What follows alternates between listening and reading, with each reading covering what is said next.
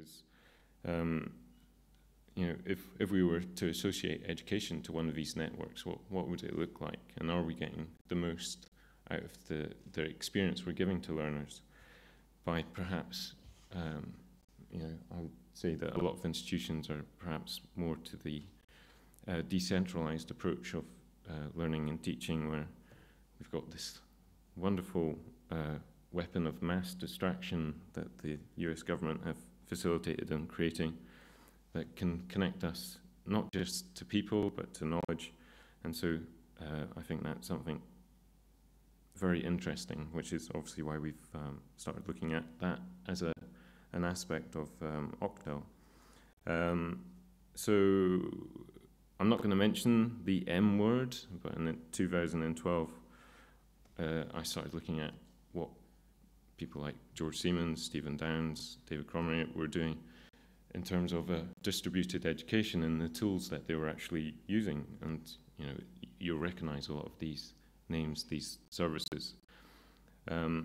It's quite interesting, you know, Dave White has, and his colleagues have done some very interesting ideas into visitor and residency in different spaces. But you know, we're creating data, we're doing stuff in these spaces, but how can we actually use that within learning and teaching? And this is something that George Siemens has recently been thinking about.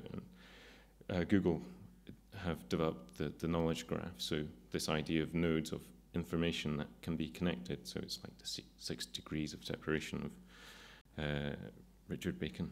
Is it Richard Bacon? Am I thinking Blue Peter presenters? Someone, 6 degrees of something to someone. Kevin, thank you. So this idea of, you know, we're present in different spaces, but that potentially builds the picture of that person. And it is about the person. It's, you know, their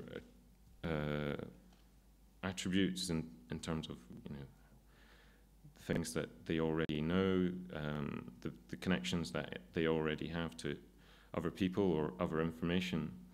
And that's really when we were out, and this was post-reflection on doing ocTEL, was how can we start doing some of that within the ocTEL course? And as I've, you know, the title of the talk indicates, Open Badges seems to be a good way to do that, and I'll detail some of that in a second.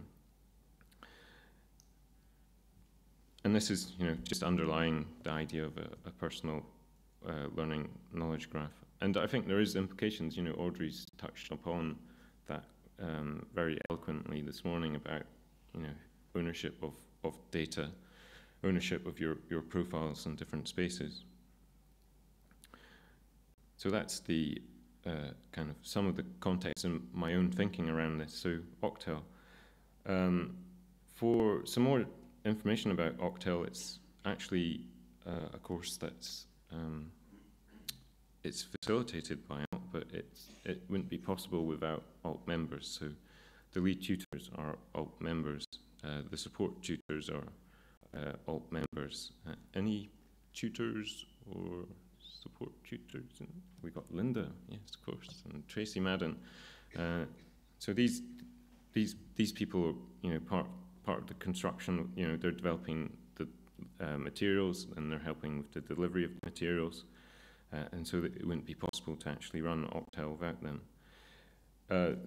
This is kind of the general model that we use within ocTEL, and if you've been browsing around the conference platform, a lot of what we develop in ocTEL actually gets put into the conference platform. So it's this idea of, you know, being able to actually pull in some of the data from these different spaces.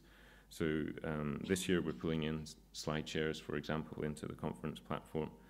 And the reason for doing this is to then, as a very loose collection of people participating in the course, it's redistributing that information back to them so that they can start making their own connections. It's not just connections to new information, but connections to new people. And having a profile as part of that is key. And also email is key. We can't get away from email right now, and it's a very good technology for actually pushing back So that's what we're doing. We're sucking information into a site, a WordPress site, and then we're pushing it back out via email or RSS feeds, or just coming to the site itself, if that's what you want to do. Obviously, there's implications with using, I've kind of tripped over the RSS word. I'm not going to go into too much detail about that today, but it's a technology for just moving data around places, and it's a technology that seems to be on the wane. So you should be looking at the work people like Kin Lane, who was mentioned this morning, are doing in terms of another technology, APIs. But again, I won't go into too much detail about that. So the interesting stuff. So the badging aspect. So hopefully you're familiar with digital badging. I don't think there needs to be much explanation about it, because I think a lot of people already grasp the idea of what a badge is. And a digital badge is exactly the same. It's something that an individual can have. They can display if they want. It's something for them to collect. So as part of ocTEL, we had a number of badges that participants could collect. The course is structured on a weekly topic basis. And so each week of the 6 weeks, we had a collection of 5 different badges that people could achieve. And these were the same types of badges each week, although the activities associated with those would be related to the week in question. We started off with some very basic badges of checking in. So this was a case of coming to the site and clicking a button. Check-in badges, I think, were useful, and you'll see why in a second, just as well as an entry point, getting people used to, what they have to do within the system to actually get a badge. Then we had we were using weekly webinars, so we had a webinar badge. We used an access code at the end of the webinar. So the people that were coming several weeks soon worked out that they could scroll to the end of the video and collect the badge if they wanted to, but we didn't get too hung up about that. And then the final badges on the top row there, a TEL 1 and a TEL Explorer badge. So a TEL 1 was one activity. If you do any activity this week, this is the activity you should do. And for that, we'd asked participants in ocTEL to submit a link to something they've got as evidence of that activity. As part of the ocTEL site, we did include forums. So it might be a link to a forum post that they made on the site, but the idea was to encourage them to write in their own spaces, so in their own blogs or in their own Google Plus groups, and then share that URL. So the only stipulation was that the evidence that they were submitting was public, so that we could go and see it. Anyone else browsing the internet could see it as well. And then we had the TEL Explorer badge, which was if you wanted to do more than one thing, you could do 2 or 3 or 4 activities. And same again, submit a link to that. And if you did any 3 of these badges, you automatically got a weekly topic badge. So we did this all within WordPress, and the plugin we used was called Badge OS. It's a free open source plugin. If you're interested in badging as part of courses, I would highly recommend that you go and look at it, and I'll highlight some of its features if I have time at the end. But one of the nice features within it was that you could create steps. So, for example, the topic badge, we just created a template step of if you did 3 things, then you got this badge automatically, which helped a lot with the administration of this.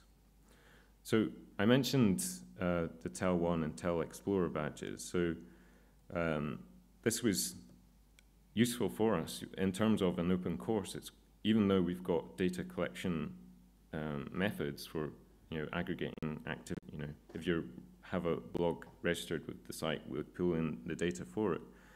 But not everyone wants to take that step. Not everyone has a blog. So the idea of people actually submitting the evidence to us starts filling in some of that personal knowledge graph. So they're declaring bits of information that they want the rest of the world to see. other people on the course might actually find useful. And I think that's quite interesting for us in terms of the ability to build up a picture of a person. And because we were using a variation of digital badges called Mozilla Open Badges, the evidence associated with the work that they were submitting actually gets baked into the badge information. And so when that badge is in the Mozilla backpack, which is a portfolio place where you can store your badges, they've got a link. The person looking at that badge can potentially go back and see the evidence. So we're getting some sort of interoperability here. I mentioned the check-in badge, and one of the aspects of that I think we found useful in terms of the personal knowledge graph was one of the features within the system was the ability to show who else had actually earned the badge. So it gives situational awareness, again in an open course context, to actually see who else was active in that week. I think is very useful for other participants. It can be a very lonely experience. And clicking on the person's avatar, if they've been awarded the badge, they can go through to the profile, see the person's profile on the site, see where else they existed in the internet, make those connections off the site. So it's making something that is useful for the individual beyond just the course. I mentioned we were using BadgeOS plugin for this, and one of the other nice features was its ability for tutors to provide feedback on students' work. So those familiar with the WordPress blogging platform will recognize some of this interface, and it's just using the comments as an opportunity for both the tutor and the learner to actually engage in dialogue around the evidence that they've submitted. For us, this was all in the public. So again, there are opportunities for people to make connections or to learn vicariously from what other people are doing. I'm going to skip out. This is some of the features in terms of the BadgeOS plugin, in terms of creating these stepped procedures that would automatically award the badge, which we found very useful. And because we were integrating a social network aspect with BuddyPress, we can actually do things within the community. But again, we didn't, all these points, these are optional things for people to do. These are optional kind of nodes within the graph that people could start creating for themselves and hopefully start making connections. I think one thing to reflect on is a lot of this isn't particularly new, and I'm a member of a community called Stack Overflow, which is for coders, and again you have this idea of badges, and people can award badges to other people. So there's already a lot of experience of these types of systems going on. I think one of the questions asked often about badges is, do they actually count? Do they mean anything? And it's quite interesting as part of the course that even though we had people at the beginning saying, oh no, I'm not going to do badges, they're not for me, within week 2 or 3 I was getting emails about, how can I submit this evidence for the badge? I'm sorry, I've been caught up in this. And I think there's a real ownership here. People, they want to collect things, they like doing that. And so always these badges are going to count for the individual. They won't display them if they don't mean anything to them. Whether they mean anything to an employer is another question. I'm going to skip over some of the buts, but I will point out one thing. There is a wider direction of travel that I'm quite interested in following here, and I'm not going to go into too much detail, but you should Google domain of one's own, see what University of Mary Washington are doing in this space, because I think that will be a real eye-opener for you. And Audrey's a advocate of that project. I trust and respect what Audrey says. So if you don't trust me, trust Audrey. There's obviously privacy issues, so I'm just going to throw that up there for a few seconds, just mainly so you know that I know there are concerns, which maybe you'll ask questions about, and finish with a thank you.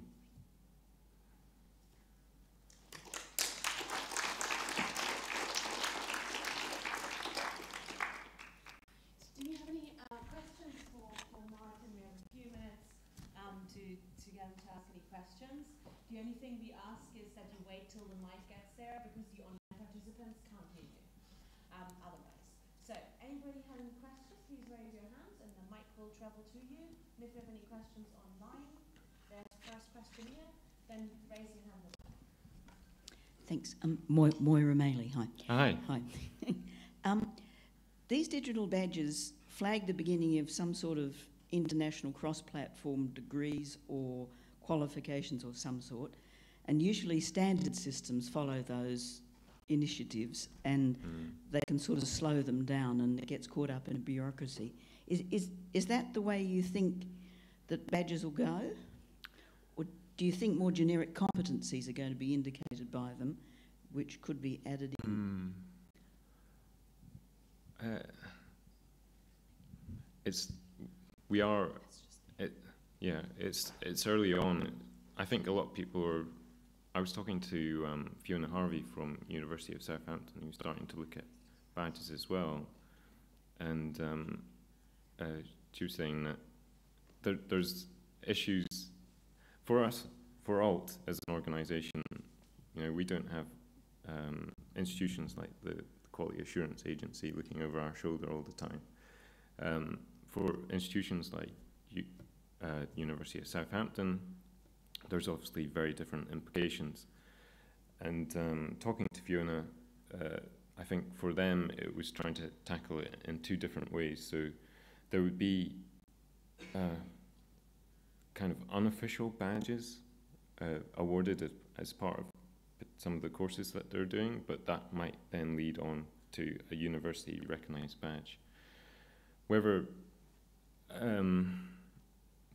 that slows down the development, I don't know, would probably be my honest answer. I don't know.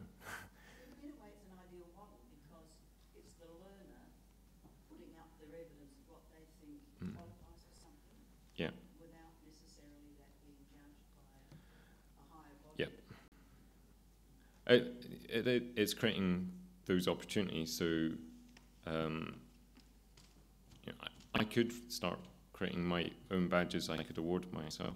There's nothing stopping me do that. So it's the opportunity of people creating badges for them to achieve. I don't know if I answered that. Hi, Martin, Alex, thanks. I get the impression, just from the last 3 days, that badges this year, at least for me, this year's kind of hot topic, whereas MOOCs was last year's hot topic. This year's that's kind of got people's creative juices flowing. I noticed that the conference website this year is WordPress and BuddyPress, which seems to be exactly the same as your ocTEL course. I was wondering if you'd had any discussions with the rest of the association about whether you're going to be awarding badges for next year's conference. It's funny you should say that. But it was a discussion that it was something we wanted to do, and there was a number of aspects of that we could have potentially badged in terms of if you're a presenter, if you're an attendee, and aspects of your interaction on the course or the conference as well.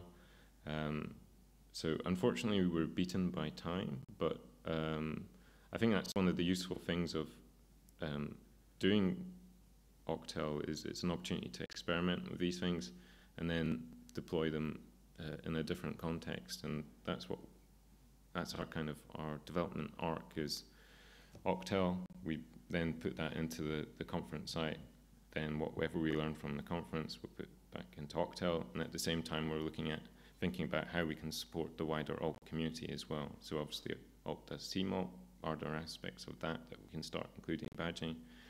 Alt has a number of special interest groups. Is there parts of that we can start badging? So yeah, we've got badges. We've got badge sunglasses on. Everything is badge tinted. So last question from Bob up at the top.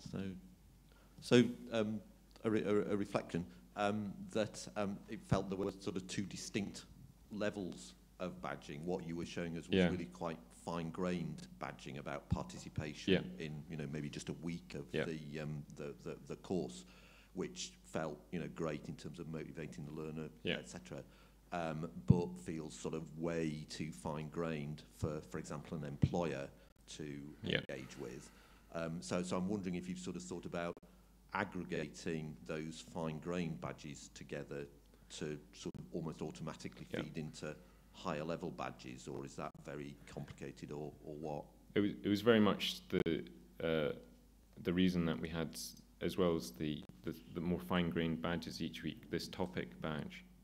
So that would be something, and we had at the end of the course as well, we actually created some special badges. So if you got all the topic badges, then, you know, we had a gold badge, you know, ocTEL gold participant badge. So that, I think that was useful in terms of basically allowing the individual more control over what they wanted to display, but also keep that motivation going, you know, throughout the course. And I think that's one of the things with badging is it's micro accreditation, and there's some really interesting work in terms of creating different pathways or different collections of badges that actually mean something else.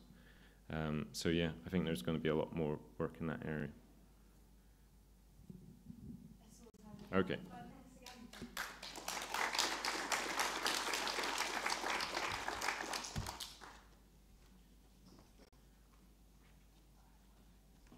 Now, between you and lunch, we have one more really interesting talk for a speaker I'm going to introduce in one moment, who's, I think, ready to go.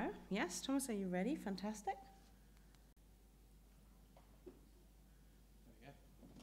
Excellent.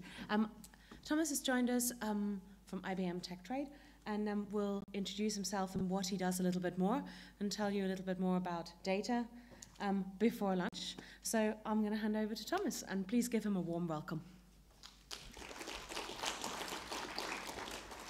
So thank you very much for very way I'm keeping you from lunch, so I'll try and keep it to something that interests you. So when I was given this opportunity to Alt, and I can only thank you for doing that, I was thinking for the first thing, why should you listen to me? Because obviously, especially after Audrey's presentation this morning about all big companies just want you to essentially buy from us, I don't think that's the case from me here. So as you will have just seen, if I press the right button, there we go. Dame Wendy Hall spoke last year. I actually did some research on the conference as well. And she mentioned here about when in her web conference, which I found very interesting, big data at the bottom down there. She's talking there about how the web is pushing a lot more data out to everyone. And that's part of what I do. So I'm actually part of our big data analytics team at IBM. And then also to top that off as well, on Monday, just to help me, Jeff spoke about what the priorities for education were. And in that, he mentioned as well, just in the middle there, a data-driven world and analytics and predictive.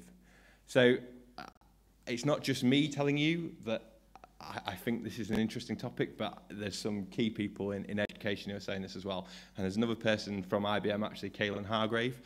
You'll see his Twitter handle at the end, but if you follow him, he's got some really interesting things to say around this as well. And then the final thing is there anyone here from London South Bank University? No. Okay, well, London South Bank University, I've just invested with IBM a lot of money, but the reason behind that is because they're really trying to empower the student and work with the student. This is actually from a press release on their website that if you Google, you can find, and I'm going to talk a little bit more about LSBU a little bit later. So, what I'm going to talk about. So I'm just going to give you a quick overview of what IBM thinks big data is. And that's come from the reason why we are, I guess, qualified, is we invest 1 billion a year in R&D for big data analytics. So it's quite a big tranche of what IBM are looking to do in the coming years. Some case studies, so to go back to Audrey again, to actually talk about reality and not fantasy and tell you some stories about where it's actually been used, and then actually talk about where it's been used in education, because obviously that's what everyone's interested in. So what is big data? Well, according to Gartner, there's 3 major V's. You may have heard of these. So they are volume, velocity, and variety. And that, to qualify to be a big data problem or just be big data, you've got to have 2 of those. So essentially, high volume, lots of data. Velocity, how quickly that data is coming at you and whether you need to analyze that quickly.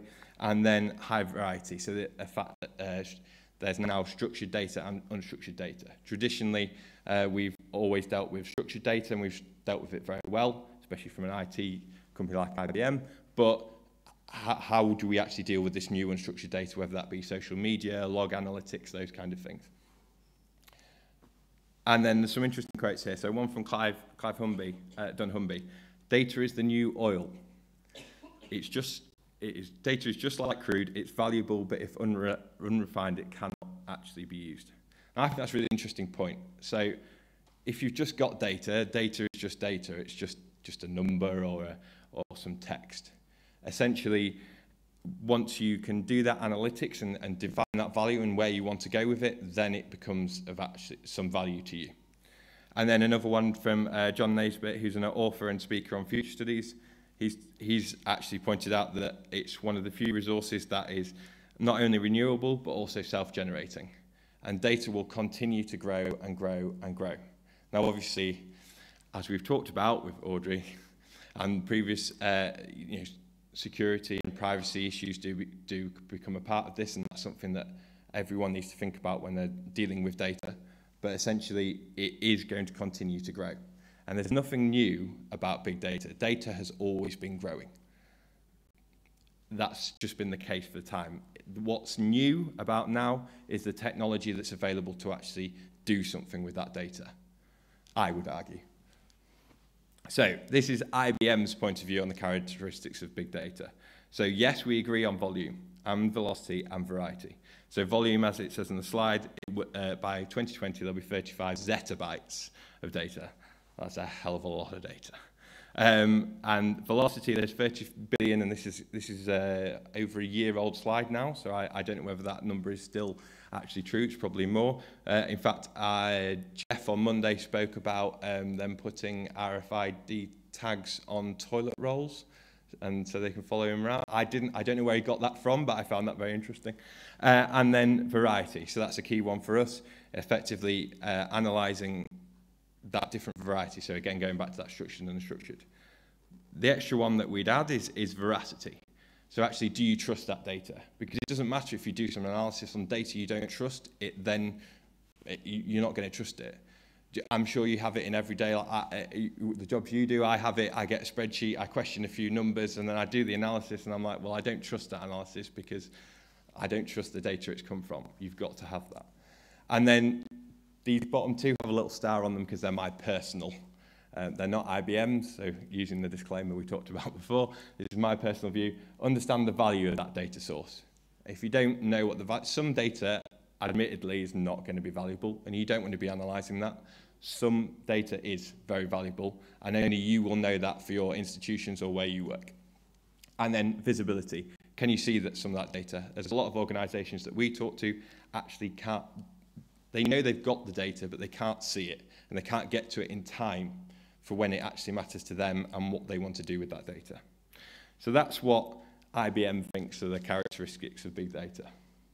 So let's talk about some case studies. Now, these aren't from education I'm going to go through, but they give you an idea of what the art of the possible is. Whenever I talk to different customers about big data, I always try and open up with these, just because it gives an overall idea of what the art of the possible is. So the University of Ontario Institute of Technology are actually using it for babies, and it's a topic that everyone can understand, so it's one that I like to use.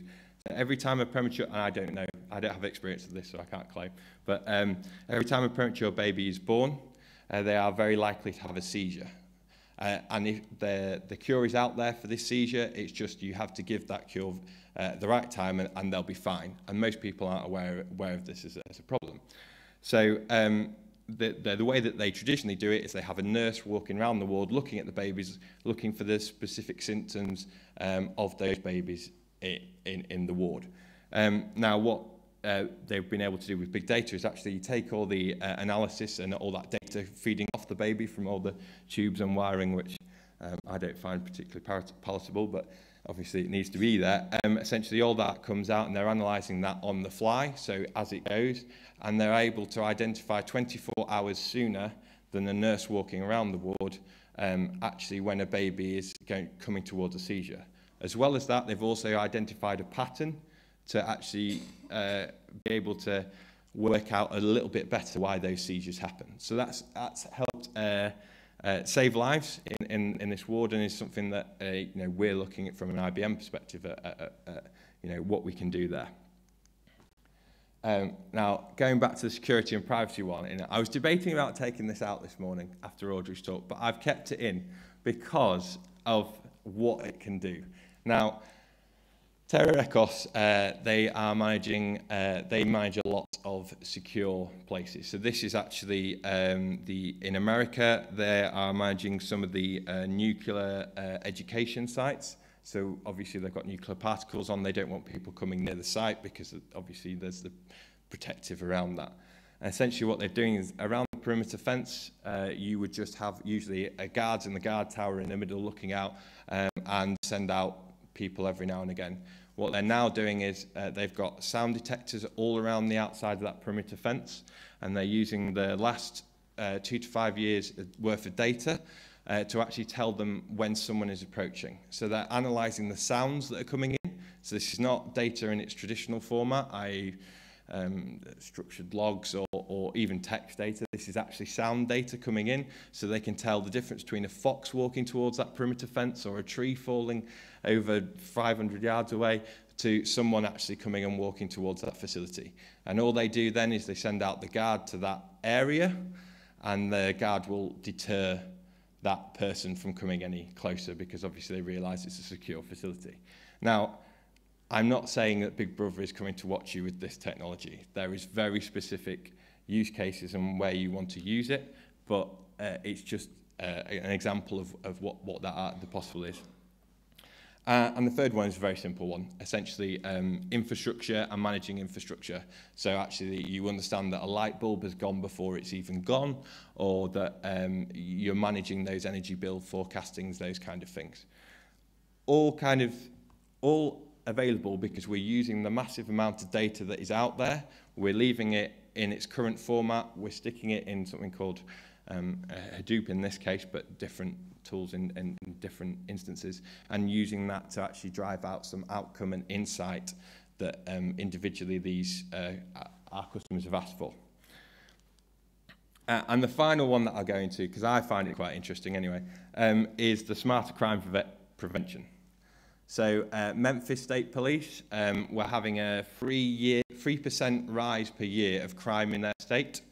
And obviously, as we all know, with cuts, etc., the US is just the same. They were struggling with, they needed 500 more police individuals to actually manage that. So they actually looked at a different way to approach it. They're using predictive analytics to tell them based on what they know from the patterns of how criminals work, working out the patterns of that so they can send a police car to the place where they think that crime will happen. That's actually caused a 30% cut. Now, you know, you think that's surprising because once the criminals work out that they're working by a pattern, they'll start doing some anomalies.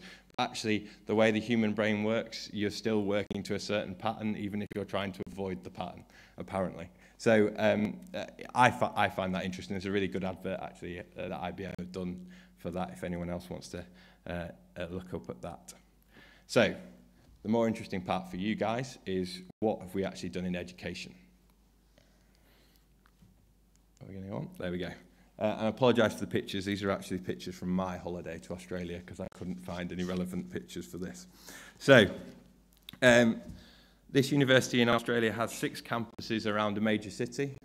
Unfortunately, not all our reference case studies allow us to name them, but they have a lot of students, and they focus on fostering academic performance to gain the maximum benefit. And they actually created an Office of Strategy and Quality and wanted to look at what they could do to actually improve the students who were at the university on how they go through that course and their experience all the way through the university.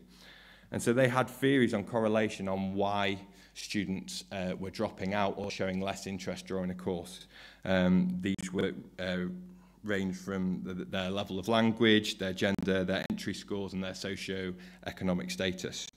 So they decided to measure and actually monitor with student opinion and coursework and performance, and actually work out if their hunches and what they believed to be true was actually true. And what IBM have been able to do with this predictive analytics tool, using all that data that they've collected from previously, identifying the patterns to that, can now identify risk factors quickly and accurately, and can intervene proactively to reduce class failures and dropout rates. Now, I'm not at this point saying that we remove the tutor or anyone who is involved on the face-to-face basis. I agree with Audrey this morning when she talked about actually, you know, I remember when I was a lecturer, when I was at university, the face-to-face was what really drove the value for me. But if you can, before you're actually aware of it from an individual perspective, be warned to a percentage of we are 75% certain this person is dropping out because of X, Y, and Z, because these 4 people in the past have shown that correlation of behaviour, then you can identify to that tutor or individual to maybe, you know, it might just be send them an email to say there are these funding courses available because we know that they're from, you know, they might be struggling with finances. Or it might be the tutor just goes and have a word with them and say, are you struggling? But that decision is still made from the institution. That decision is not made by any tool that we tell you, you've got to go and do this. We give you what we think the reasons are why, and we can tell you, we can help you make that decision, but we will not make that decision on your behalf. I told you I'd talk about London South Bank University a bit more. So they took all of what we call, sorry about that, our exceptional student experience. That we have these leaflets in the handout in our stand outside if you want to come and grab one. But essentially, the key part of that exceptional student experience for London South Bank University was all around predictive analytics and being able to predict when students drop out. They have quite a high rate in their personal view of dropouts, and they wanted to reduce that.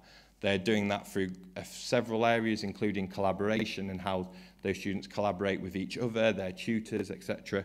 But the key benefit to them is reducing dropouts. American Public University are the open university in America, and they, again, and this is going back to that point where we're not telling you it's definitively like this, we're actually telling you we can predict with a certain amount of certainty, and actually on the tool, you know, you can build it out, but essentially it's telling you we are 75% or we are 80% certain of this. So we're not saying yes, it's not a yes or no answer. It's a, this is how confident we are. And you might say, well, we'll ignore it if we're not over 60% confident. That's fine, we're not telling you otherwise, but we're actually giving you a helping hand essentially towards whatever decision you might make. And that's again, increased retention. Again, Wichita State University, and I know we're now going to go into 4 actual US examples, but as Jeff said on Monday, US trends do come across the waters. We found, and I know that Audrey talked about some of them we don't want to, but I think this is actually one that's worthwhile. And then Hamilton County Department of Education actually using it for their, and this is, I don't think this is as relevant potentially, but they are using it for their teachers and the training courses that they go on. So they're actually working out from the scores that their class has and the teacher feedback scores, actually which courses that they go on are most relevant to them and which one they're gaining most benefit from. And then finally, Michigan State University. They're actually measuring and using this tool with Predictive to say, Tom went to Aston University, he likes sport, I can see that through social media and things. When I'm looking for a donor to donate towards a new minibus for Aston University, Tom is a good person to send that email out to because he's more likely to donate as an alumni. Essentially, again, it's just predicting. It's not telling you it's definitive, but it's saying, you know, this might be better to go to that person. So that's the end of my presentation. I'd just like to say we are out on stand 6 outside. That's the actual picture from this morning. You can get these if you want to talk to any of us. Kaelan, who I spoke about this morning, earlier, sorry, is the education lead at IBM, and he's done a lot of these talks. I'm actually, unfortunately, I'm a stand-in for Kaelan, so it's a shame you can't get him, but he's on holiday. But he does, he's heavily on Twitter, and then there's all our emails on there, including my colleagues from TechTrader in the middle of the building, and who can also answer any questions that you have on this.